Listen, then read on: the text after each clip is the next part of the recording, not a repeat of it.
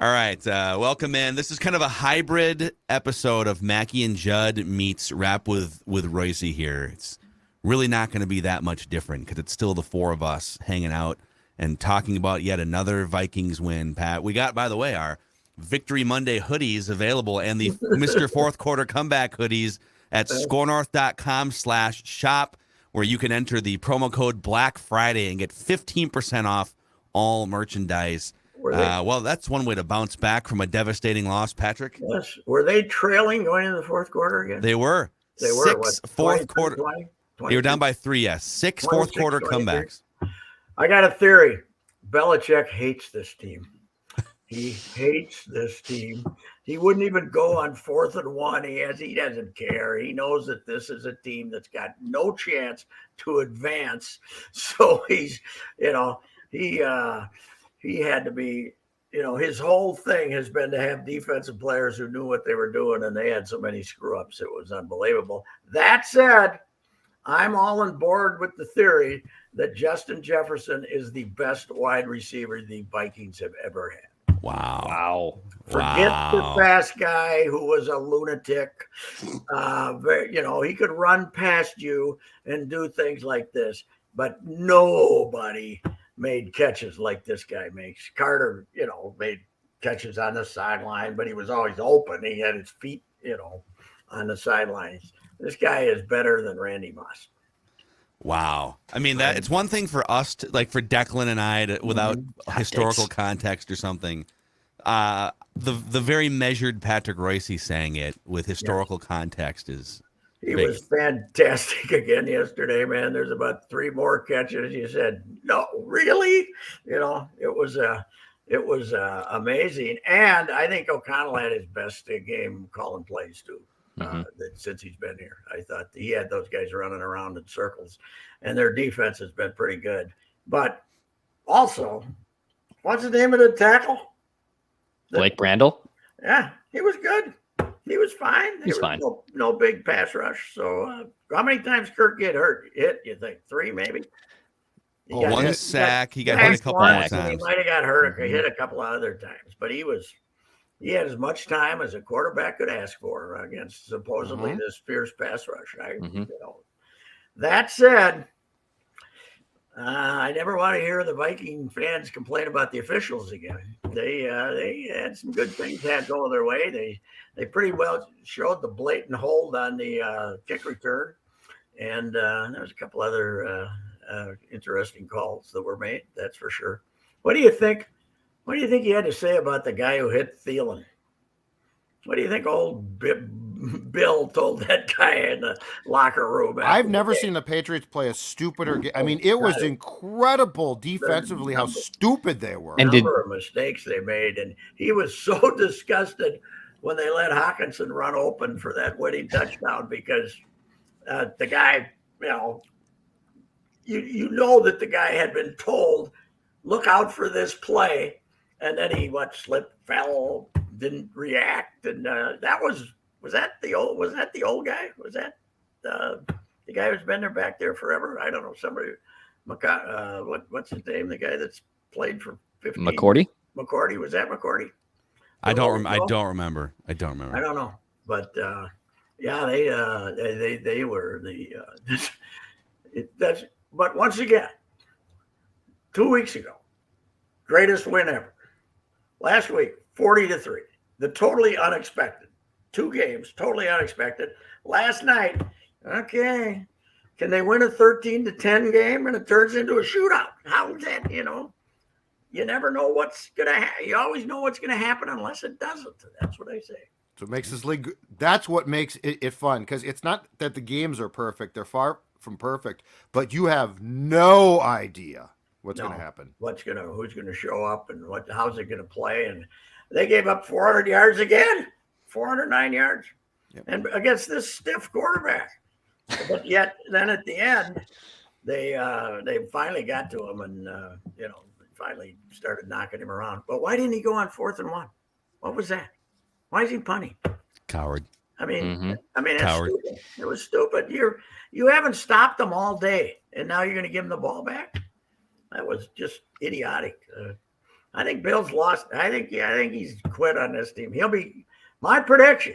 This is what's the name? What do we call that? Write that down. Write that down. Belichick quits at the end of this year. Wow. Write this down.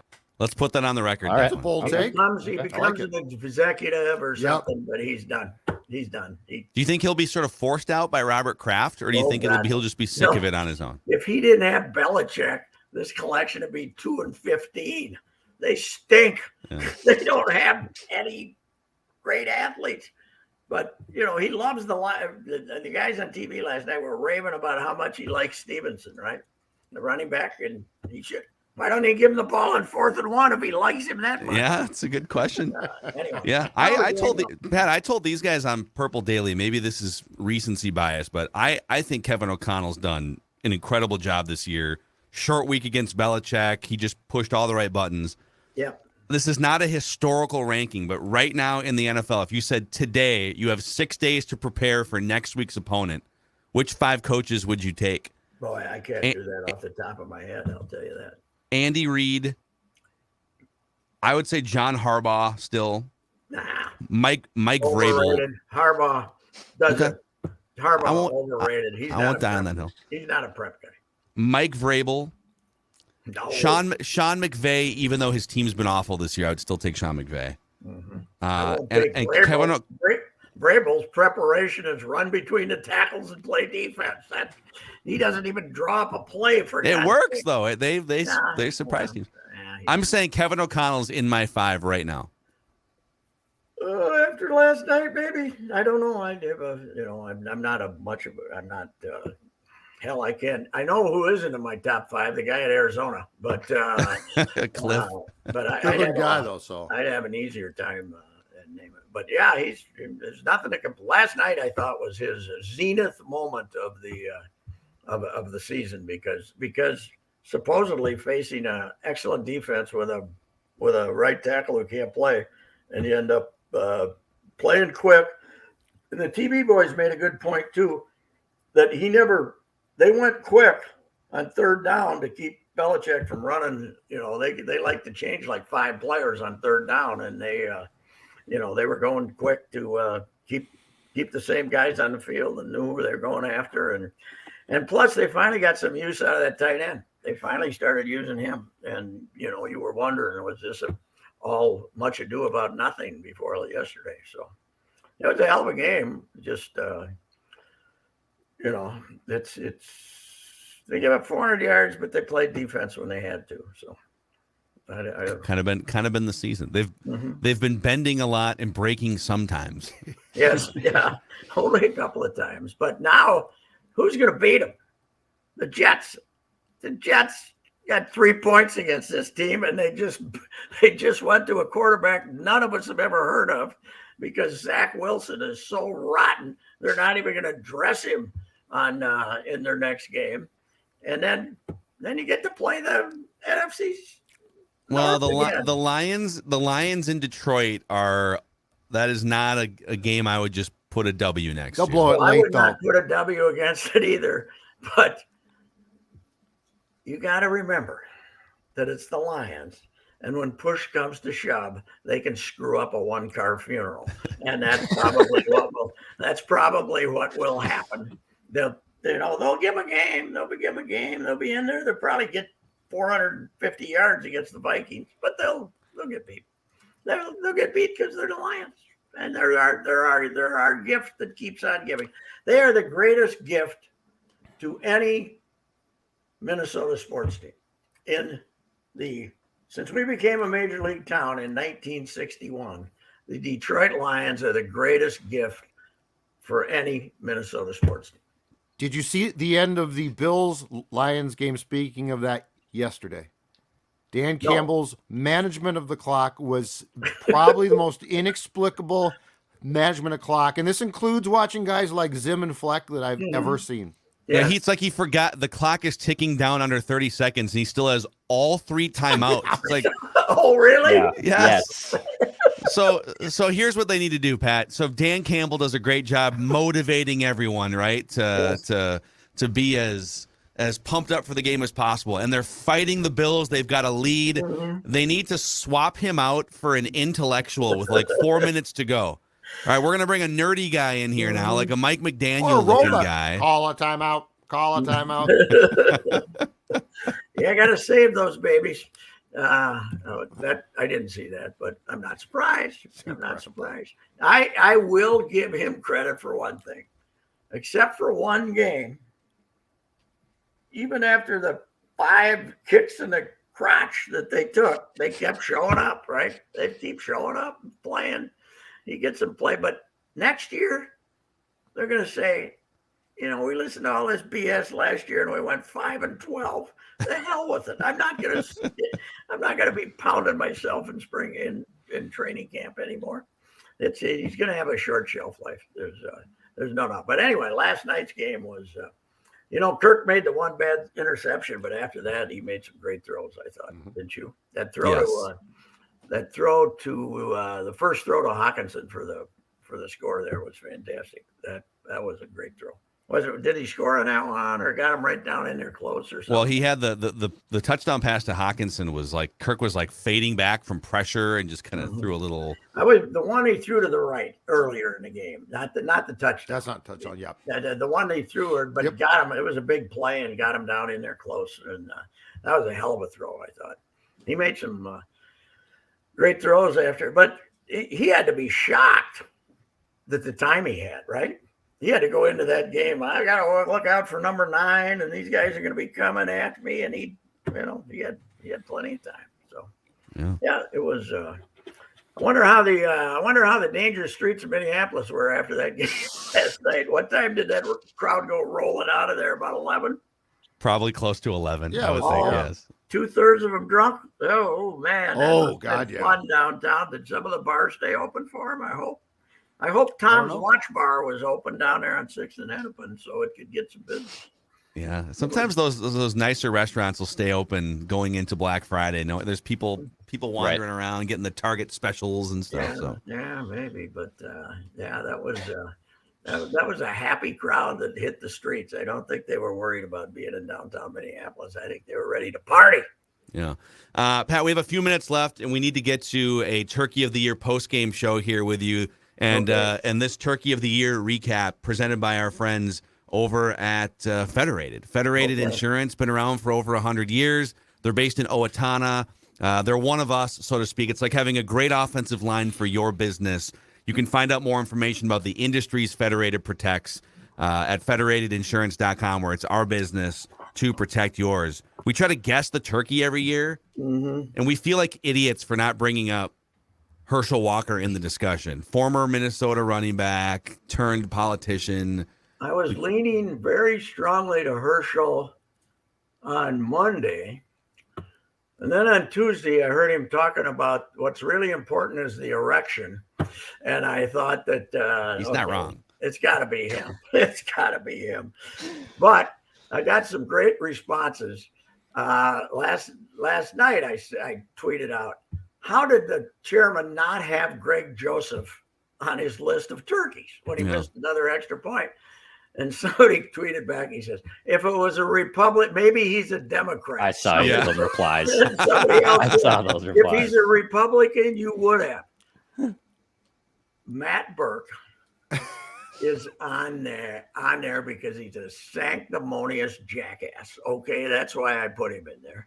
He's gone from my favorite quote to a jerk. And Herschel Walker, Democrat, Republican, is the dumbest human being in America. And that's why he's the turkey of the year.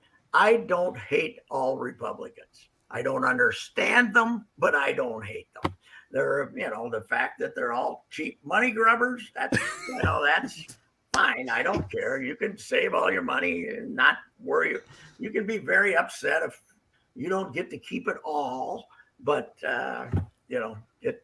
Herschel earned it by being one of the stupidest human beings in the history of mankind. And how would Herschel not won it, though? That's the incredible thing. What?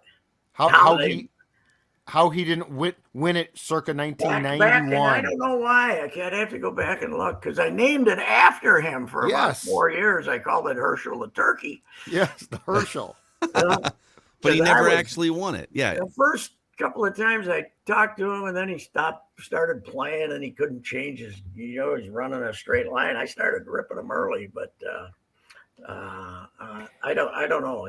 How long was he here? 3 years. 3 parts of 3 years. Yeah, they traded right? for him in '89. I think he was gone by, was it 92? Yeah. God almighty. It's unbelievable. It's, Herschel, I always say, to get politically there, Donald Trump is the only man who could have lost to Joe Biden. And Herschel Walker is the only guy they could have nominated not to win the Senate seat in Georgia because he's a moron. And, that's why he's on the list. That's why he won the prize because of his sports connections here, obviously too. But anyway, I'm not ashamed to have given it to a sports figure. But if you look at the 400 comments, and I didn't go through all of them, but I took a sampling. You shouldn't get political. Well. Maybe Herschel Walker shouldn't have gotten political. Everything in the world is political. So anyway, yeah, it was fun though. It was good. So Rudy Gobert making a late charge to the table there. I actually thought you might go more Bally's heavy in there. He had his. I said Cheryl Reeve. He had his best game. He had his best game that night, right? The other night he had. Yeah, he was great. Did something, and D'Lo had a decent game too. But are they figuring it out? Well, they've won 5 in a row. That Pacers team is no joke. No, and they blew the doors off the Pacers for the most part. Yeah, maybe Finchie's smarter than we thought. Starting to click a little bit. Mm-hmm. And they did it without their best player. Jordan McLaughlin was out against the Pacers. That's right. Then I guess that's why they got Austin Rivers, though, that he's kind of a guy that's harmless, right? He can sit on the bench for 8 games and then put him in, and he's not helpless. He can pass the ball to the guy next to him and stuff like that. So. Yeah. Anyway, hey, Vikings. It was quite a bounce back from that humiliation, and now we're back to thinking 14-3, right? Well, what are the other? Where's the second loss? Let's say they lose one of the 6, just by happenstance. Mm-hmm. Let's say they lose at Detroit or home against the Giants or something. These aren't all pushover games, but they're going to be favored against the Jets. I haven't seen an early line on that. They're going to be favored at Detroit. They should be favored at home against the Colts. The Giants, it kind of depends. And then those road games against the Packers and the Bears are kind of weird to predict because it all depends on that game at Chicago. You could lose. You've lost it before. Yeah, if you've already locked up your second seed or whatever. The Green Bay game, I mean, unless they come... There's half a chance Justin Fields is starting that game, right? In Chicago, Jordan Love. Yeah, what did I say? Yeah, I'm sorry, Jordan Love. Mm-hmm. Fields is for sure starting for Chicago. Rogers telling the Make-A-Wish kid last week, leaking it to him that his thumb is broken, and then the Make-A-Wish kid basically telling the world is one of the great Rogers plants of all time. Oh yes. Hey kid, I've been playing with a broken thumb. Tell the media. One of the modern phenomenons of the media is, you can leak it to anybody now and it'll be out there, right? This is like a curb, though. Like he gives it to a Make-A-Wish kid he's supposed to be spending a day with to make feel great about his life, and then clearly tells the kid, make sure this gets out. Yeah, he's a manipulative guy. I checked with Demovsky, him and Blue of Earth or whatever her name is. Splitsky. Oh, they're done. Yeah, I heard he said the rumor out there is they're Splitsky already. He's probably. I said to Demovsky, he probably would have rather kept Devontae Adams than Blue of Earth or whatever the hell her name was. Is it possible that Blue of Earth caught wind of? Wait, you want me to live in Green Bay for the next 5 months? Yes. Do they have what is it, ayahuasca or whatever the hell it is? Do they have that up there? Do they grow it in Green Bay? I'm down. I'm sure they do somewhere. It's on an old, bush light can. They just kind of just sits there and festers in. Did you guys do a Thanksgiving night show last night? Mm-hmm. Oh yeah, We were Big rocking and business- rolling on Vikings Big Vent business, Line. I'll bet, huh? Big business. I think it was the second most people we've had this season consuming a live edition of Vent Line. Yeah. My theory that defeat is better than victory is starting to be shattered here. That for hits on the social media and everything else, that abject, humiliating defeat is better than victory is not true with this. This team. is where Positive Pat can really extend the career here. I forgot about Positive Pat. Hey, did Dallas? How did the 40-3 game do on Vent Line? The 40-3 game was one of like the three it was one of the three least consumed, but it still did very well. But business is good for Vent Line this season. But so now humiliating defeat is not doing as good as victory. That's a new fan base. But what happens sometimes is if they get beat and the game is over at halftime, people just kind of go about their lives for the rest of the day. It's the close down to the wire agonizing defeat, like the Halloween game last year against the Cowboys, where they have a chance to win it at the end, but they lose to a backup quarterback, and people are pissed when the clock hits zero. That's what you need them. You need them. You need to have victory snatched away. Then people will respond. So, hey, Kurt, got to give him a new contract, baby. How many years he got left? Through 2023, and then it's basically done. So he's going to be in the top 4 in MVP voting. Top 3 or 4, don't you think? He's like 8th in the odds right now, but if he racks up like 2 more fourth quarter comebacks, I mean, 6 in one season is already a ridiculous Jefferson, amount. though, you guys? You can't ignore this. He should be higher than Kirk. Yes, he should be. He should be. Put them both in the top 3. Patrick Mahomes, number 1. God, was he good last night? Unbelievable. Yes. Damn, he's good. So what he can go in when they start to negotiate and say he's one of those write down a number guys, right? Yeah. You will walk him in and say, "What's the number?" Whatever the number is, okay. We've already signed the contract ourselves. Yes, All you have to do is fill in the number and sign it.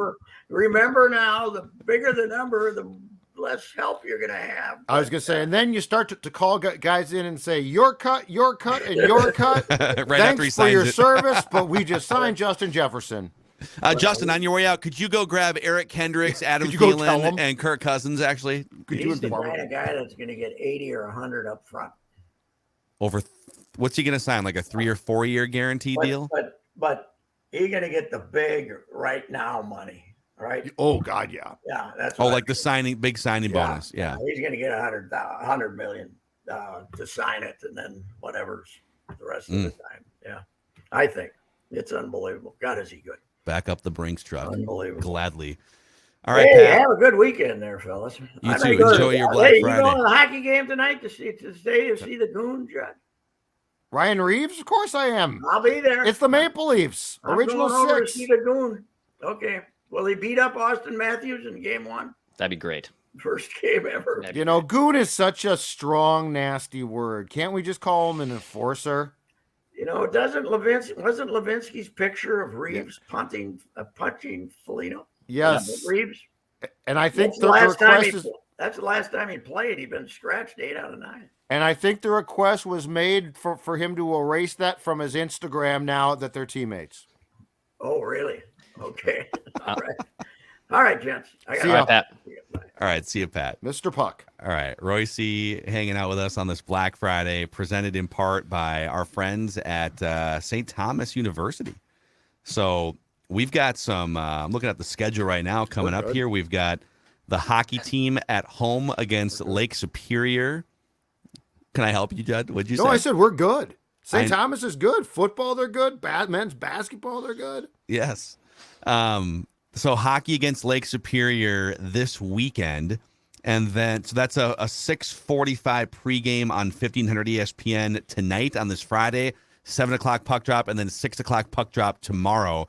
Plus the basketball team plays at Utah at 7 o'clock tomorrow on 1500 ESPN. But the next home game is against North Central on Tuesday. Tickets available at TommySports.com. TommySports.com. And 1500 ESPN is your official home for St. Thomas football, basketball, and hockey Division I, gentlemen. Okay.